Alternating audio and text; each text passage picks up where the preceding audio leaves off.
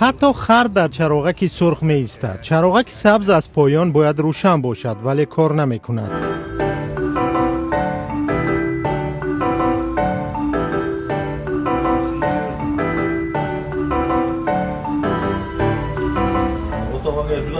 ما می‌خواهیم از این پیرمرد سپاسگزاری کنیم. این کس برای جوانان و رانندگان عبرت دادند که قاعده‌های حرکت را ویران می‌کنند.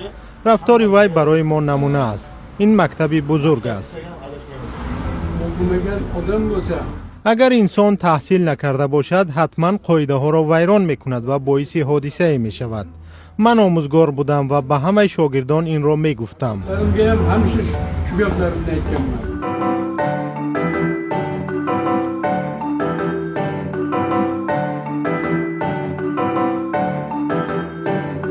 احتمال بهتر است به موی سفید فهمانید که خر نقلیات نیست و نباید راه ها را تنبه کرد. این تربیه و حس مسئولیت است. رحمت به شما بابا و خر.